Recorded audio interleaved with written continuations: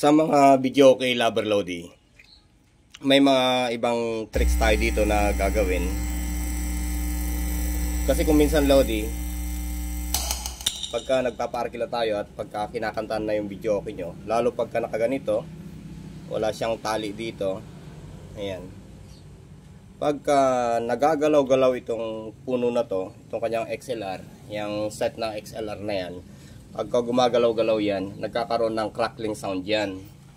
Pagka halimbawa Lodi,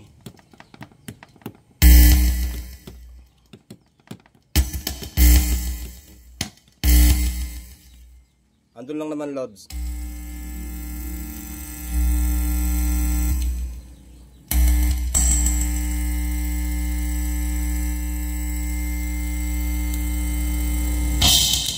Ngayon Lodi, gagawa natin to ng solusyon para pagka kumakanta sila, kahit mag-crackling to, magalaw-galaw, hinaan muna natin.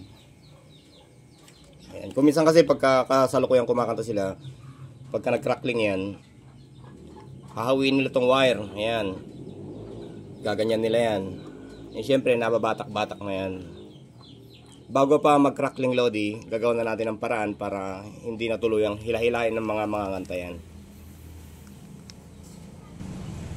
May isang paraan tayo dito Lodi para sa bagay matibay naman yung nakatali dito. Ayan, okay yan, naka-electrical tape yan.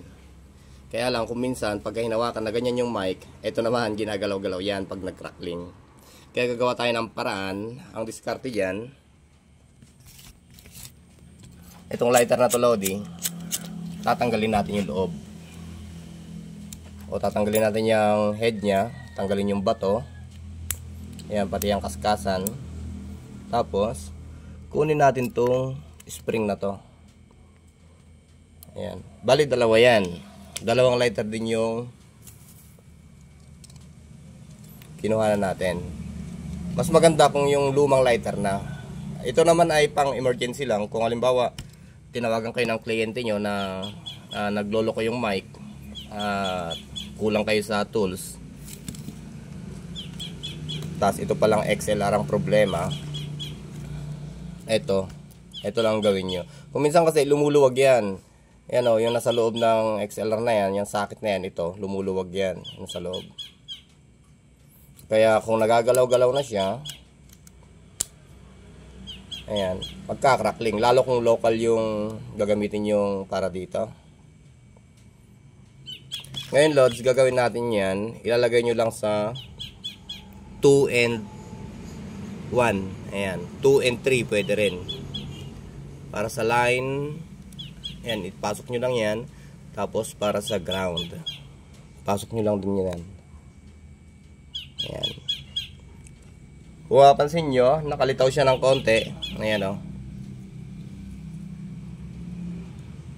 Pasok nyo na ngayon yung microphone. Ayan. May guide naman yan eh. Ito yung guide. Ito rin yung guide ng microphone.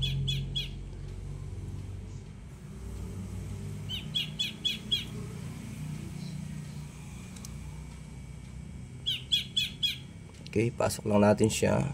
Mali ata yung guide ko pero alam ko tama eh. Dali. Yun. Ayan. Pumasok na yung spring Lodi dito. Ngayon lalakasan natin tong player natin.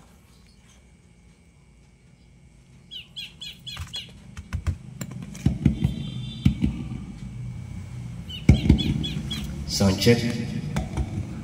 Ayan siya. Kahit anong gawing hampas dyan Lodi, hanggat hindi natatanggal yung hinang nito at hindi napupulupot tong wire para magdikit yung hinang, ay hindi na mag-crackling yan. Ayan o. Kahit anong gawin batak dyan, galaw, ayan o.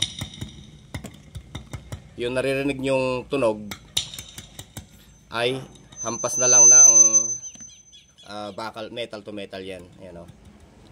Kahit anong gawin nating pampag dyan, ay hindi na siya mag-crackling. So ganoon lamang yung technique Lodi. Kung gusto nyo iwas crackling dahil sa mga joint ng XLR, magkarga lang kayo ng spring ng lighter. Ito. Okay? So, dito muna Lodi, konting tips lang para sa mga mahilig mag-videoke dyan at sa mga nagpaparty lang ng videoke. Magandang buhay and 7 day.